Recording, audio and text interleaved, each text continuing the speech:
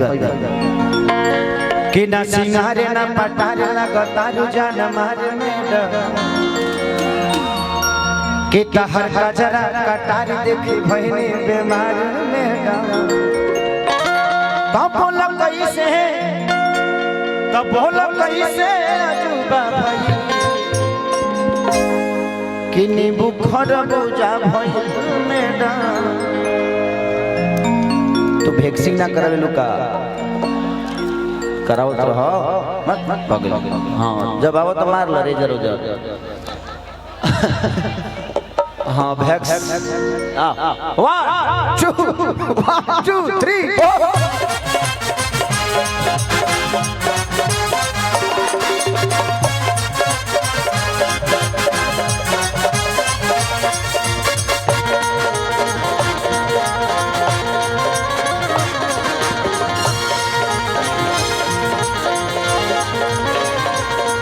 ना सिंगारे ना पटारे ना गतारू जान मारे मेरा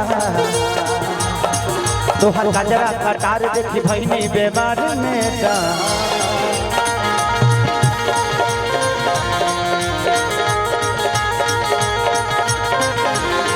ना सिंगारे ना पटारे ना गतारू जान मारे तो हर गजरा कटार देखी भइनी बेमार मेरा बोला कैसे अजूबा भाई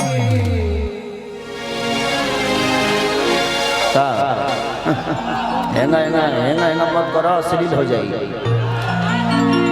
हमनी के कबो समझ में ना आवेला कि हमनी के गाई से तका गाई से भजन गावत नहीं सो तके सुनते नहीं थे आ लोक गीत गावत नहीं सो तो अश्लील हो जाता अब आदमी करो तो क्या करो कोई भी संगीत अगर आप उसको मनोरंजन के हिसाब से लीजिएगा तो अश्लील नहीं है देखने वाले की नजरिया बताती है कि हमारे रिश्ते क्या है हमें को लटक जीवे पर रील बनावले रहनी हम कि हो लटक जाइबा राजा चले ऊपर हम एगो और एगो बॉम्बे के मॉडल आकांक्षा पुरी जी हम उनकरा के उठा के अपन डिप्स मारत हनी पुल अप तो सोचिए कि मैं जिम कर रहा हूं और लोग कुछ अलग ही सोच लिए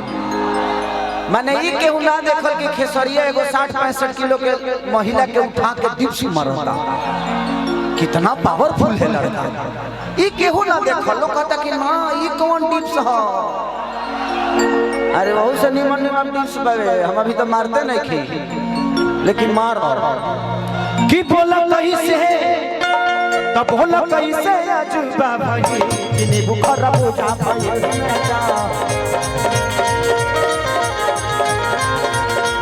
बोला कैसे अजूबा भाई कि बुखार पूजा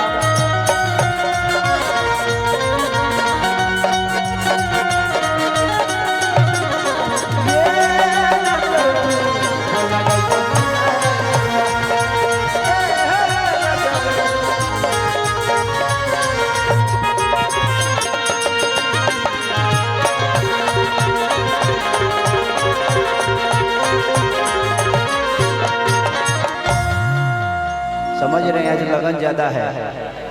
लगन ज्यादा है इसलिए हाँ सही बात उतारिए दी बैठौला का कौन काम बा कि बाल तोहारी करे झप झप झप झप कमर तोहारी करे लप लप लप होली में तहारा तराना बताना देखी के लोग दीवाना तो बाल तोहारी करे झप झप कमर तोहारी करे लप होली में तहारा तराना देखी के लोग दीवाना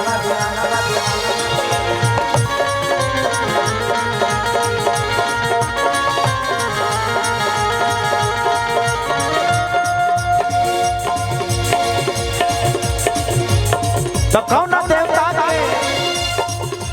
देवता के पूजा भगी कि बुखार पूजा भगी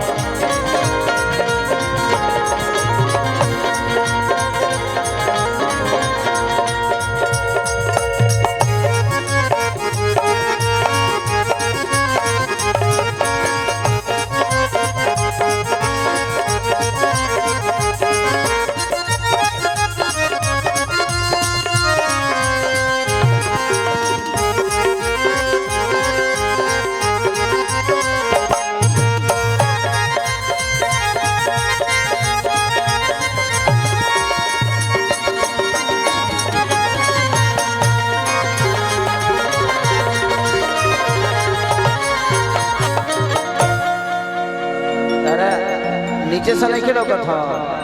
और ऊपर जीव तो ऊपर ऊपर निकल जा अंतरिक्ष में चला अंतरिक्ष में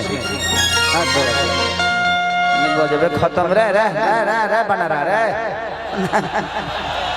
ना नीचे जाइब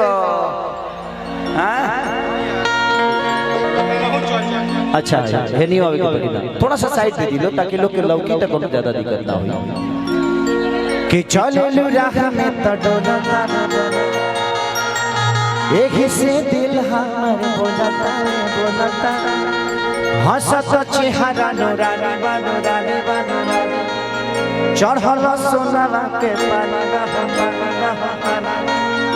कि चले राह में त डोलता यही से दिल हमर बोलता हंसत चेहरा नूरानी चढ़ल सोनावा के पानी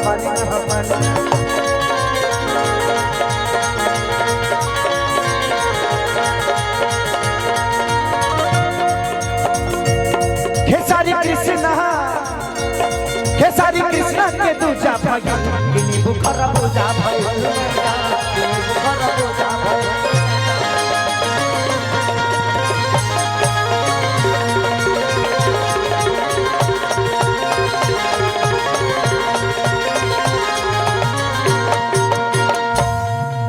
वाह